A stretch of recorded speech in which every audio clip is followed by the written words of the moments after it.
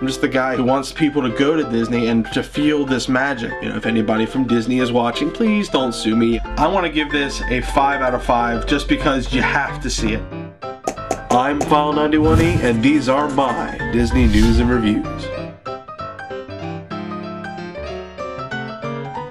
Hello everyone and welcome to this week's Disney News and Reviews. I'm File91e and I'm a little early this week because I actually have to drive down to Ocean City today, and tomorrow I'm going to be filming a wedding for my uncle and my future aunt-to-be, Joe and Jen. Congratulations on that.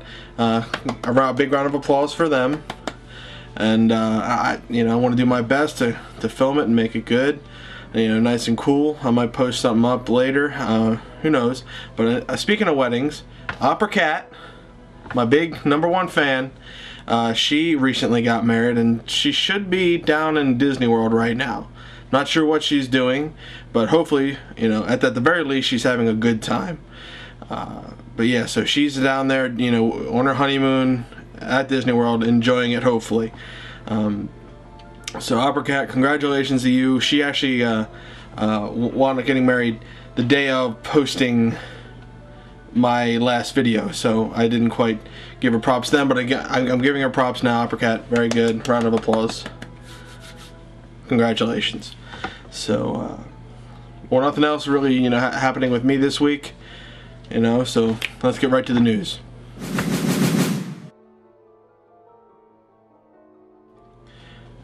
The Universe of Energy at Epcot recently received an upgrade. The improvements include a new ride control system and general refurbishments inside. Also, the outside received a few new touches. The building was repainted back to its original 1982 color scheme, so look for that when you're down there.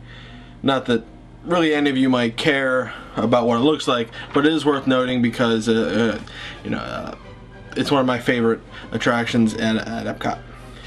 Now, a lot of people have been wondering what's going on with the Wonders of Life Pavilion, and not much has been really going on with it. But recently they've been using it to stage some of the Flower and Garden Festival stuff. I'm getting all this stuff from touringplans.com. A small coat of paint lines the walls, and Body Wars had its mural painted over with white. And its sign removed, and the entrance is boarded up, so that's not there anymore. The courtyard, which once housed the Exercycles, is being replaced with seating for festival seminars, and the Making of Me has been stripped away been stripped of everything, and is being used to show a film on the making of the Flower and Garden Festival. The front entrance doors are barricaded with a banquet table, and the side exits are used as an open pass-through. The most surprising change is the removal of the archway and marquee for the Cranium Command ride. All of that is totally gone. They're totally it's not, it's totally done. It's going to be interesting to see what they do with it in the near future. So if anybody's been wondering about what's going on right now, that's the Flower and Garden Festival. The Magic Kingdom is also going through some small renovations all throughout Main Street, USA. Some different shops are getting a fresh coat of paint and some general refurbishments. And also, before they open up the new attraction with President Obama, the Hall of Presidents is also getting touched up. The entrance to Small World is getting redone, and according to touringplans.com, it's making the waiting area even more congested. So, I don't know. And also, Pinocchio's Village House is getting some work done. So, keep an eye for that if you're going down soon. And this last little bit of news, the Disney Parks merchandise is now available at the online Disney store. And I'm sure they'll add more stuff from Disney Parks in the future, but they have a very nice selection, the ear hats, the autograph books, and collectibles, they have it all. So check it out. I'm sure they're going to add some more. Keep an eye out for all those refurbishments and fresh coats of paint going up at Disney World. They're making everything brighter again. So without any further ado, let's get right to the reviews.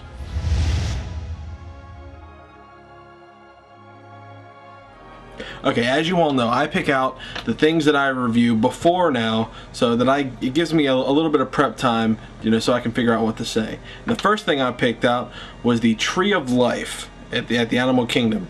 Now, the Tree of Life is the giant tree that never grows but never wilts at the Animal Kingdom. It's the main thing in the Tree of Life, and it's another one of the things that you see in the beginning of my video. It's the iconic symbol for the animal kingdom. You can see it from far away, and close up it's even more interesting. Now, as you're walking through the the entrance of the animal kingdom, you come upon it, and just like in the Magic Kingdom and Hollywood Studios and Epcot, you see the tree and you're like, wow, okay, here we are at the animal kingdom. Not all of you know how I feel about the animal kingdom, but this is one of the things that's actually really neat. The actual thing is concrete and steel. It's not an actual tree, obviously. You can't find a tree that big. I'm sure you can find it somewhere, but not in Florida. So the actual outside of the tree, and this is from what I've heard on like the Travel Channel and all that, is is painted so that it doesn't wear away, and the leaves are fake. Everything is fake, but the steel structure inside is structurally sound. It actually was made from an old oil rig structure. It's actually pretty cool. But once you get up on it, the bark itself actually holds different animal sculptures in there. There's plenty of different things. There's like dinosaurs, gorillas, monkeys, just everything, and it's really cool. And the Tree of Life also houses the It's Tough to Be a Bug ride, which I'll review later in a different episode, because I'm just reviewing the actual Tree of Life. The Tree of Life, I'm actually going to give 4 stars, just for the fact that for the little eccentricities that you see on it, and it looks beautiful. It's a great photo op. Me and my brother, we took a photo with that last time. Somebody was nice enough to take a picture. If you're watching for whatever reason, thank you. So yeah, the Tree of Life, I want to give 4 stars. Check it out. Look at it closely when you go down there. Okay, the next thing I picked out is the Many Adventures of Winnie the Pooh ride at Fantasyland in the Magic Kingdom. Well, what these guys say it is, it's an indoor track ride, minor attraction, go before 10 a.m. or in the 2 hours before closing, or use a fast pass. As cute as the Pooh Bear himself, 3.5 stars. Now, the Many Adventures of Winnie the Pooh is it's a pretty interesting ride. It's right there next to the Snow White ride and the Peter Pan ride, but it's packed. It's a big ride for little kids. It's one of the the first real rides that little kids can get on, aside from the Dumbo and the the Astro Orbiter or anything like that. But it takes you through the stories of the Many Adventures of Winnie the Pooh. If you haven't gotten the DVD, go get it. The Friendship Edition's great. But it takes you through the story. It's like a moving storybook. And you go through it, and you see Winnie the Pooh, Piglet, and all the 100 Acre Wood Gang, and there's plenty of photo ops in there. It's not really recommended that you take photos, but it is. And now, part of the way through, during the rain sequence, you remember the movie, the rain, rain, rain came down, down, down, rushing, rising riblets. That that thing. It gets a little dark, and there's loud noises, thunder, lightning. Kids can get a little scared, so just be mindful of that. But then it goes back into the normal story, and everything's all good. But it is a little scary, for some people, for some little kids. Now, the line itself is deceivingly long. Doesn't seem like all that much, but it can be. So heed what they say. Go at your own risk. It does have a fast pass if you need it. But I mean, there really isn't anything else to say aside from the fact that it takes you through the story. It does it well. It's a moving track ride, and I like it. So but I want to give the Many Adventures of Winnie the Pooh 3 stars. You can hit it if you want to. But if you want to miss it, that's fine too. You're not really missing too much.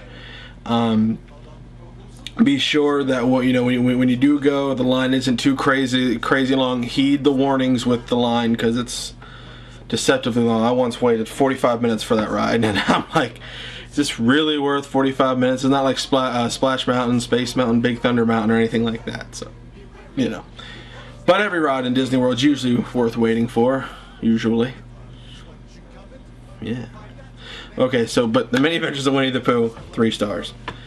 Alright, now that's going to do it this week for me. Again, congratulations to my uncle and my aunt for getting married, and Opera Cat for getting married. Very good. If anybody from Disney's watching, please don't sue me. I just do this because I like to do it, and other people like, you know, try to get information from it.